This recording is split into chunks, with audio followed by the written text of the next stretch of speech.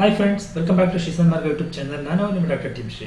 Friends, ನೀವೇನಾದರೂ Mysuru ಯೂನಿವರ್ಸಿಟಿಯಲ್ಲಿ PhD enrolment ಮಾಡ್ಕೊಂಡಿದ್ದು, so ನಿಮ್ಮ PhD ವರ್ಕ್ಗಾಗಿ ನೀವೇನಾದರೂ ಫೆಲೋಶಿಪ್ ಬಗ್ಗೆ ಎಕ್ಸ್ಪೆಕ್ಟ್ ಮಾಡ್ತಾ ಇದ್ರೆ, ಮೈಸೂರು ಯೂನಿವರ್ಸಿಟಿನಲ್ಲಿ ರಿಸರ್ಚ್ ಅನ್ನ ಮಾಡ್ತಾ ಇರುವಂತಹ OBC ರಿಸರ್ಚ್ ಕ್ಯಾಂಡಿಡೇಟ್ಗಳಿಗೆ ರಿಸರ್ಚ್ ಫೆಲೋಶಿಪ್ ಅನ್ನ ಕೊಡ್ತೀವಿ ಅಂತ ಹೇಳಿ ಅಪ್ಲಿಕೇಶನ್ ಅನ್ನ ಕಾಲ್ ಮಾಡಿದ್ರೆ ಸ್ನೇಹಿತರೆ, ಬನ್ನಿ ಅದಕ್ಕೆ ಸಂಬಂಧಪಟ್ಟಂತ ಕಂಪ್ಲೀಟ್ ಇನ್ಫಾರ್ಮೇಶನ್ ತಿಳ್ಕೊಳ್ಳೋಣ. ಯಾರೆಲ್ಲ ಅಪ್ಲಿಕೇಶನ್ ಅನ್ನು ಹಾಕ್ಬೋದು, ಅಥವಾ ನಿಮಗೆ ಈ ಒಂದು ಅಪ್ಲಿಕೇಶನ್ ಹಾಕೋದಕ್ಕೆ ಏನಾದ್ರೆ ಎಲಿಜಿಬಿಲಿಟಿ ಇರಬೇಕು, ಅಪ್ಲಿಕೇಶನ್ ಯಾವತ್ತಿಂದ ಸ್ಟಾರ್ಟು, ಅಪ್ಲಿಕೇಶನ್ ಕೊನೆಯ ದಿನಾಂಕ ಯಾವತ್ತು, ಸೊ ಏನೆಲ್ಲ ಡಾಕ್ಯುಮೆಂಟ್ಗಳು ಬೇಕು, ಯಾರೆಲ್ಲ ಹಾಕ್ಬೋದು, ಇದಕ್ಕೆ ಸಂಬಂಧಪಟ್ಟಂತ ಕಂಪ್ಲೀಟ್ ಇನ್ಫಾರ್ಮೇಶನ್ ಇವತ್ತಿನ ವಿಡಿಯೋದಲ್ಲಿ ತಿಳಿಸ್ಕೊಡ್ತೀನಿ. ಬನ್ನಿ. ಸೊ ಅದಕ್ಕಿಂತ ಮೊದಲು ನೀವು ಇದೇ ಮೊದಲ ಬಾರಿ ನಮ್ಮ ಚಾನಲ್ ನೋಡ್ತಾ ಇದ್ರೆ ಚಾನಲ್ ಸಬ್ಸ್ಕ್ರೈಬ್ ಮಾಡ್ಕೊಳ್ಳಿ, ಹಾಗೆ ವಿಡಿಯೋ ಒಂದು ಲೈಕ್ನ ಕೊಡಿ ಅಂತ ಹೇಳ್ತಾ, ನೀವು ಮೈಸೂರು ಯೂನಿವರ್ಸಿಟಿ ವೆಬ್ಸೈಟ್ಗೆ ಹೋಗಿದ್ದೆ ಆದರೆ ಕೆಳಗಡೆ ಬಂದರೆ ಇಲ್ಲಿ ಸುದ್ದಿ ಸುತ್ತೋಲೆ ಅಂತ ಇದೆಯಲ್ಲ, ಸೊ ಎರಡನೇ ಒಂದು ನೋಟಿಫಿಕೇಶನ್ ಇದೆಯಲ್ಲ ಇದೇನೆ. ಸೊ ಇಲ್ಲಿ ವಿಶ್ವವಿದ್ಯಾನಿಲಯದ ಹಿಂದುಳಿದ ವರ್ಗಗಳ ಘಟಕದ ವತಿಯಿಂದ 26-27ನೇ ಸಾಲಿಗೆ 20 ಹಿಂದುಳಿದ ವರ್ಗಗಳ ಸಂಶೋಧನಾ ವಿದ್ಯಾರ್ಥಿಗಳಿಗೆ ಶಿಷ್ಯ ವೇತನ ನೀಡೋದಕ್ಕೆ ಅರ್ಜಿಯನ್ನು ಕಾಲ್ ಮಾಡಿದೀವಿ ಅಂತ ಹೇಳ್ತಾರೆ. ಇದನ್ನ ಕ್ಲಿಕ್ ಮಾಡಿದ್ರೆ ನಿಮಗೆ ನೋಟಿಫಿಕೇಶನ್ ಓಪನ್ ಆಗುತ್ತೆ. ಇದು ಅಧಿಕೃತ ನೋಟಿಫಿಕೇಶನ್. ನಾನು ಆಗ್ಲೇ ಹೇಳ್ದಂಗೆ ಮೈಸೂರು ಯೂನಿವರ್ಸಿಟಿಯಿಂದ, ಅದರಲ್ಲೂ ಹಿಂದುಳಿದ ವರ್ಗಗಳ ಘಟಕದ ಕಚೇರಿಯಿಂದ ಕಾಲ್ ಮಾಡಿರುವಂತದ್ದು. ಇದು ಎಲ್ಲಿದೆ ಅಂತ ಹೇಳಿದ್ರೆ ಸೆನೆಟ್ ಭವನ ಇದೆಯಲ್ಲ, ಮಾನಸ ಗಂಗೋತ್ರಲ್ಲಿ ಅಲ್ಲಿದೆ. ನಾನು ಆಗ್ಲೇ ಹೇಳ್ದಂಗೆ ಅಧಿಸೂಚನೆಯ ಒಂದು ವಿಷಯ ಏನ್ ಹೇಳುತ್ತೆ ಅಂತ ಹೇಳಿದ್ರೆ, ಹಿಂದುಳಿದ ವರ್ಗದ ಒಂದು ರಿಸರ್ಚ್ ಮಾಡ್ತಾ ಇರುವಂತಹ ವಿದ್ಯಾರ್ಥಿಗಳಿಗೆ 20 ವಿದ್ಯಾರ್ಥಿಗಳಿಗೆ ಸಂಶೋಧನಾ ಶಿಷ್ಯ ವೇತನವನ್ನು ಕೊಡೋದಕ್ಕೆ ಅರ್ಜಿ ಕಾಲ್ ಮಾಡಿದೀವಿ ಅಂತ ಹೇಳ್ತಾರೆ.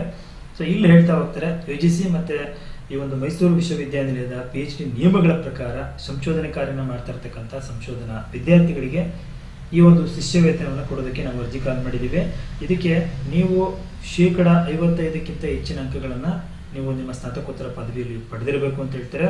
ಇದು 2026-27ನೇ ಸಾಲಿಗೆ ಸಂಬಂಧಪಟ್ಟಂಗೆ 20 ಸಂಶೋಧನಾ ವಿದ್ಯಾರ್ಥಿಗಳಿಗೆ ಈ ಫೆಲೋಶಿಪ್ ಅನ್ನು ಕೊಡ್ತಾರೆ. ಸೊ ಎಷ್ಟು ಫೆಲೋಶಿಪ್ ಅಂತ ನೀವು ಕೇಳಿದ್ರೆ, ಪ್ರತಿ ತಿಂಗಳು 20,000 ನಿಮಗೆ ಸಿಗುತ್ತೆ. ಸೊ ಎಷ್ಟು ವರ್ಷ ಇದನ್ನು ಕೊಡ್ತಾರೆ ಅಂತ ಹೇಳಿದ್ರೆ 3 ವರ್ಷದ ಅವಧಿಗೆ ಈ ಫೆಲೋಶಿಪ್ ಇರುತ್ತೆ. ಸೊ ನೀವು ಈ ಅರ್ಜಿಯನ್ನು ಹೇಗೆ ಪಡಿಬೇಕು ಅಂತ ಹೇಳಿದ್ರೆ, 200 ರೂಪಾಯಿಯನ್ನ ನೀವು ಈ ವಿಶ್ವವಿದ್ಯಾನಿಲಯ ಖಾತೆಯಲ್ಲಿ ಕೊಟ್ಟಿದ್ದಾರಲ್ಲ, ಇದಕ್ಕೆ ಕ್ರಫರ್ಡ್ ಭವನದಲ್ಲಿ ಹೋಗಿ ಜಮಾನ ಮಾಡಿ, ಸಂಯೋಜನಾಧಿಕಾರಿಗಳು ಹಿಂದುಳಿದ ವರ್ಗಗಳ ಘಟಕ ಸೆನೆಟ್ ಭವನ ಇಲ್ಲಿಗೆ ಬಂದು ನೀವು ಅದನ್ನು ಕೊಟ್ಟರೆ, ಸೊ ನೀವು ಅಪ್ಲಿಕೇಶನ್ ಕೊಡ್ತಾರೆ, ಅದನ್ನು ತಗೊಂಡು ಯಾವಾಗಿಂದ ಅಪ್ಲಿಕೇಶನ್ ಕೊಡ್ತಾರೆ ಅಂತ ಹೇಳಿದ್ರೆ 7ನೇ ತಾರೀಕಿಂದ ಅಪ್ಲಿಕೇಶನ್ ಆಲ್ರೆಡಿ ಕೊಡ್ತಾ ಇದ್ದಾರೆ. ಅಪ್ಲಿಕೇಶನ್ ಅನ್ನ ಸಬ್ಮಿಷನ್ ಮಾಡೋದಕ್ಕೆ ಯಾವತ್ತು ಕಡೆ ದಿನಾಂಕ ಅಂತ ಹೇಳಿದ್ರೆ ಇದೇ ಏಪ್ರಿಲ್ 30ನೇ ತಾರೀಕು ಸಂಜೆ 5:15ವರೆಗೂ ನೀವು ಕಚೇರಿಗೆ ಸಲ್ಲಿಸೋದಕ್ಕೆ ಅವಕಾಶವನ್ನ ಮಾಡಿಕೊಟ್ಟಿದ್ದಾರೆ. ಈ ಒಂದು ಅರ್ಜಿಯನ್ನು ಸಲ್ಲಿಸೋದಕ್ಕೆ ಅಭ್ಯರ್ಥಿಗಳು ಕರ್ನಾಟಕ ರಾಜ್ಯದವರಾಗಿರಬೇಕು, ಮೈಸೂರು ವಿಶ್ವವಿದ್ಯಾನಿಲಯದ ಸ್ವಾಯತ್ತ ಸಂಸ್ಥೆಗಳನ್ನು ಹೊರತುಪಡಿಸಿ ಸ್ನಾತಕೋತ್ತರ ಪದವಿಯನ್ನು ಪಡೆದಿರಬೇಕು ಅಂತ ಹೇಳ್ತಾರೆ.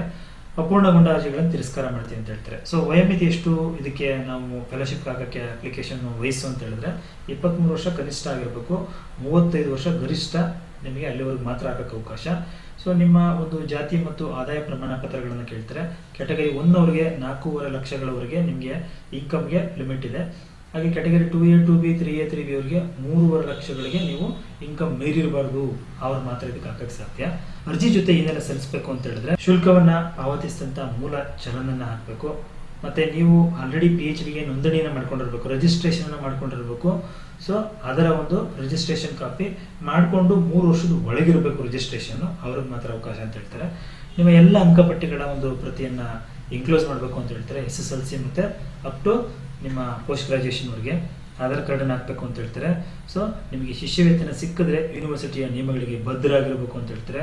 ಸೊ ಎಲ್ಲ ದಾಖಲೆಗಳನ್ನ ನಿಮ್ಮ ಗೈಡು, ರಿಸರ್ಚ್ ಗೈಡು ಮತ್ತೆ ನಿಮ್ಮ ಒಂದು ಡಿಪಾರ್ಟ್ಮೆಂಟ್ನ ಚೇರ್ಮನ್ನು ಅಥವಾ ಮುಖ್ಯಸ್ಥರಿಂದ ದೃಢೀಕರಣ ಮಾಡಿಸಿರಬೇಕು ಇವಕ್ಕೆ ಅಂತ ಹೇಳ್ತಾರೆ.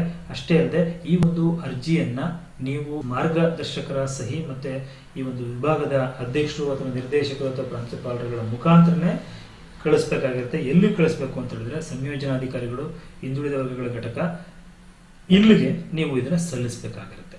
ಆಯ್ತಾ? ಕಳಿಸೋದು ಅಂತಂದ್ರೆ ನೀವು ತಗೊಂಬಂದು ಕೊಡ್ಬೇಕಾಗಿರುತ್ತೆ. ಸೊ ಈ ಒಂದು ಅರ್ಜಿಯನ್ನ ಇವರುಗಳ ಸಹಿಯನ್ನ ಪಡೆದು ನೀವು ಇಲ್ಲಿಗೆ ತಂದು ಕೊಡ್ಬೇಕಾಗಿರುತ್ತೆ. ಫ್ರೆಂಡ್ಸ್, ಇದಾಯ್ತು ಮೈಸೂರು ವಿಶ್ವವಿದ್ಯಾನಿಲಯದಲ್ಲಿ ಸೊ OBC ರಿಸರ್ಚ್ ಕ್ಯಾಂಡಿಡೇಟ್ಗೆ ಕಾಲ್ ಮಾಡಿರುವಂತಹ ಫೆಲೋಶಿಪ್ಗೆ ಸಂಬಂಧಪಟ್ಟ ಕಂಪ್ಲೀಟ್ ಇನ್ಫಾರ್ಮೇಶನ್. ಇದೇ ರೀತಿ ಅಪ್ಡೇಟ್ಸ್ಗೆ ನಮ್ಮ ಚಾನಲ್ ಫಾಲೋ ಮಾಡಿ ಅಂತ ಹೇಳ್ತಾ, ಮುಂದಿನ ವಿಡಿಯೋದಲ್ಲಿ ಮತ್ತೊಂದು ಹೊಸ ವಿಷಯದೊಂದಿಗೆ ನಿಮ್ಮದೇ ಬರ್ತೀನಿ. ಅಲ್ಲಿವರೆಗೂ ಥ್ಯಾಂಕ್ ಯು, ಬಾಯ್ ಬಾಯ್.